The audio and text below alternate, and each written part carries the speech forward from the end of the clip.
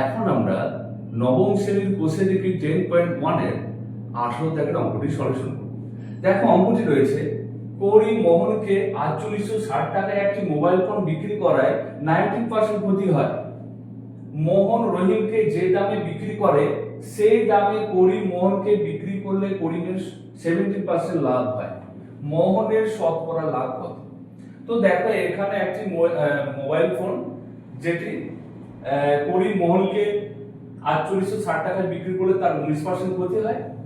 আবার সেই মোবাইল ফোনটায় যখন সে 17% লাভ করবে, কখন না মোহন রহিমকে যে দামে বিক্রি করে সেই দামে যদি করিম মোহনকে বিক্রি করে তখন তার 17% লাভ হয়। দেখো বিষয়টা কেমন একটু গোলমেল হয়ে যাচ্ছে।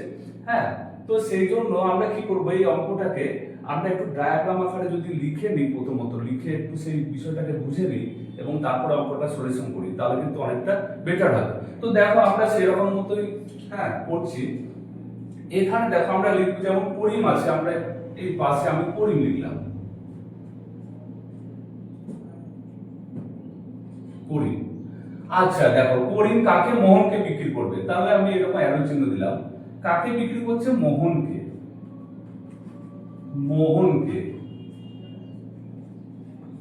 দেখো করিম কাকে মোহনকে বিক্রি করছে, কত টাকায় বিক্রি করছে? 4860 টাকা। তাহলে 4860 টাকা যখন বিক্রি করছে তখন মোহনের, এখানে পাশে লিখছি বা উপরে, মোহনের কত? এখানে মোহনের, এইটা মোহনের কাছে কি ক্রয় মূল্য, তাহলে এখানে 4860 টাকা হচ্ছে মোহনের কি ক্রয় মূল্য হলো।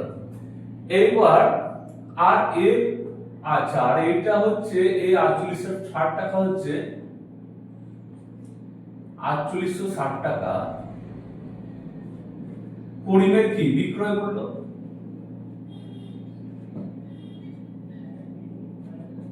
এই ক্ষেত্রে 19% ক্ষতি হলো। তাহলে এটা তার বিক্রয় মূল্য হলো করিমের, আর এটা মোহনের ক্রয় মূল্য হলো, আর তখন তার ক্ষতি হলো কত? 19%। এইবার দেখো মোহন রহিমকে যে দামে বিক্রি করে সেই দামে করিম মোহনকে বিক্রি করলে করিমের 70% লাভ হয়। এইবার দেখো আরেকটি পার্সেন্ট এখানে চলে আসছে, সেটা আমরা লিখবো। তখন মোহন এবার কাকে বিক্রি করছে? মোহন বিক্রি করছে, দেখো আরেকজন বলছে রহিমকে। রহিম কত বিক্রি করছে, এখানে কত টাকায় বিক্রি করছে সেসব বিষয় বলছে না, শুধুমাত্র বলছে রহিমকে যে দামে বিক্রি করে সেই দামে করিম মোহনকে বিক্রি করলে তার 17% লাভ হয়। মানে তাহলে 17% লাভ হচ্ছে এক্ষেত্রে, যে 17%। কিন্তু দেখো এখানে রহিমের কোনো বিষয় নেই, সুতরাং শুধুমাত্র একটা কথাই বলছে যে মোহন রহিমকে যে দামে বিক্রি করছে সেই দামে বিক্রি করলে তার 70% লাভ হচ্ছে, এই কথাটি শুধু। তাছাড়া কিন্তু এখানে এই অঙ্কটিতে রহিমকে নিয়ে তেমন কিছু বিষয় এখানে নেই। তো সুতরাং এটা আমরা জাস্ট বুঝে নিলাম যে রহিম এখানে একটা তৃতীয় পার্সন, যাকে শুধুমাত্র একটা কথা বলা হয়েছে, মোহন রহিমকে যে দামে বিক্রি করে সেই দামে বিক্রি করলে কার 17% লাভ হবে? করিমের 17% লাভ হবে। তাহলে এখানে আমরা এইখানে লিখছি যে 17% লাভ, এই কথাটা লিখছি 17% লাভ। এই যে 17% লাভ, এটা কার হবে? করিমের হবে।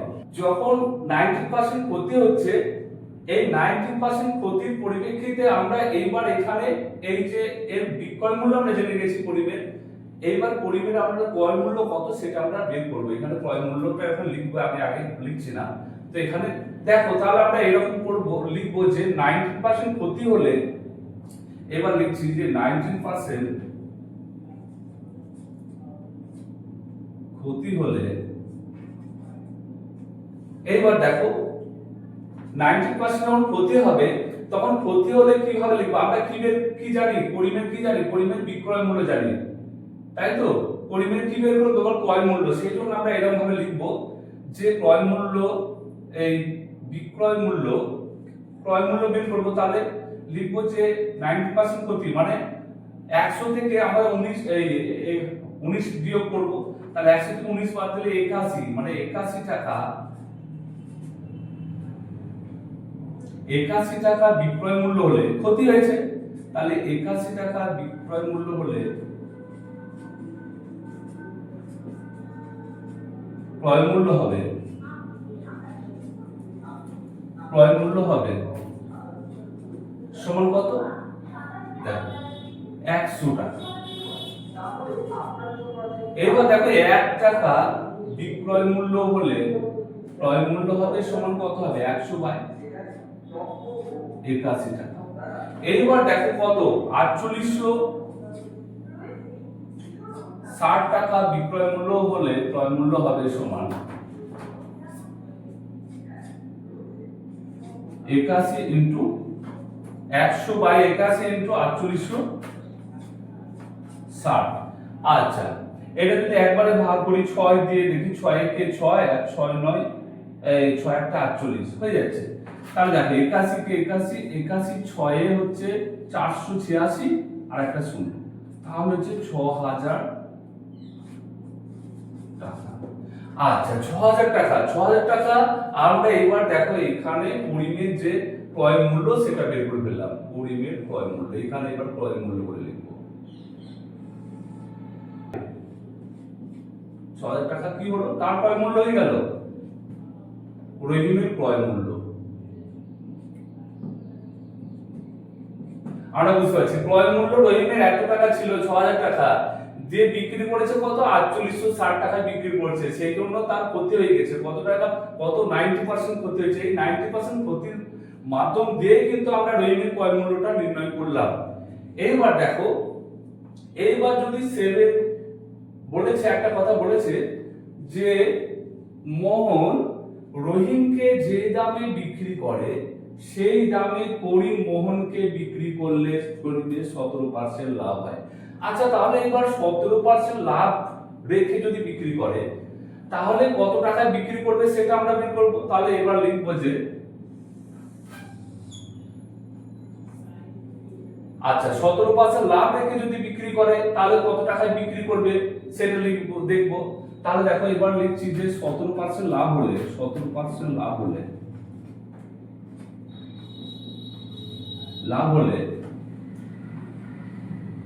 এইবার 17% লাভ হলে আমরা এটা বিক্রয় মূল্য বের করব, কত টাকায় বিক্রি করছে সেটা বিক্রয় বের করব। তাহলে 100 টাকা ক্রয় মূল্য হলে 100 টাকা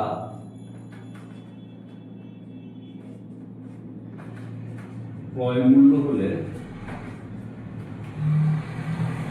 বিক্রয় মূল্য হবে সমান 117 টাকা। 17% লাভ, 17% লাভ মানে 117 টাকা বিক্রি করতে হবে। তাহলে 1 টাকা ক্রয় মূল্য হলে বিক্রয় মূল্য হবে 117 বাই কত? 100 টাকা। এইবার দেখো, এইবার 6000 টাকা তার ক্রয় মূল্য ছিল, কার? করিমের। এবার 6000 টাকা ক্রয় মূল্য হলে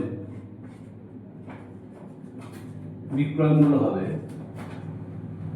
সমান, দেখো 117 বাই 100 ইন্টু 6000, 0 0 0 0। আচ্ছা 117 এর সঙ্গে 60 গুণ, আমরা এই সাইডে একটু করে নিচ্ছি। দেখো 117 এর সঙ্গে 117 60, 6 7 42, 6 একে 6 আর 4 এ 10 আর 6 একে 6 আর একে 7। আচ্ছা 7020 টাকা, তাহলে 7020 টাকা। এত টাকা কি হলো? এত টাকায় কিন্তু তখন সে বিক্রি করছে, তাহলে অনেক বেশি দামে বিক্রি করতে পারছে, তখন যে এত দামে ক্রয় মূল্য হলো, তাহলে সেক্ষেত্রে 7000 কত? সেক্ষেত্রে সে কত টাকায় বিক্রি করবে? তখন বিক্রয় মূল্য কিন্তু আর 4600 নয়, তখন একে মোহনকে কত টাকায় কিনতে হচ্ছে?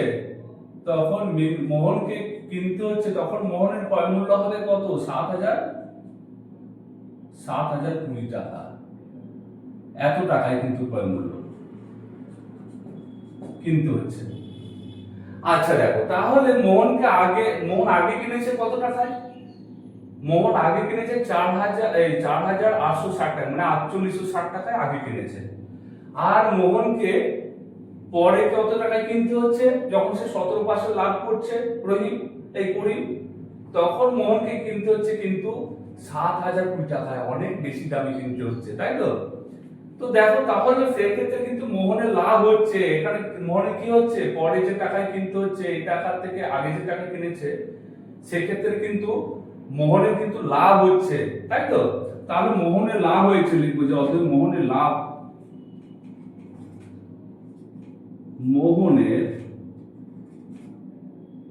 লাভ হয়েছে। লাভ সমান কত টাকা বের করব? তাহলে পরের যে টাকাটা কিনতে হতো, সেটা কিনতে হচ্ছে না, সেক্ষেত্রে আগের টাকাটাই সে কিনেছে, সুতরাং 4860 টাকা, এত টাকা মোহনের লাভ হবে। হ্যাঁ, সুতরাং এখানে শূন্য করতে, 0 6 আর 12 6 12, হাত থাকলো 9 আর 10 1 10, হাতে থাকলো 1, তাহলে 5 5 আর 7 6 7 2160 টাকা তার লাভ হলো। এইবার বলেছে দেখো, আমরা লাভ কত হলো সেটা বের করে নিলাম। এইবার আমরা মোহনের শতকরা লাভ কত সেটা নির্ণয় করব। দেখো, মোহনের শতকরা লাভ, তাহলে মোহন কত টাকার মধ্যে লাভ করেছে?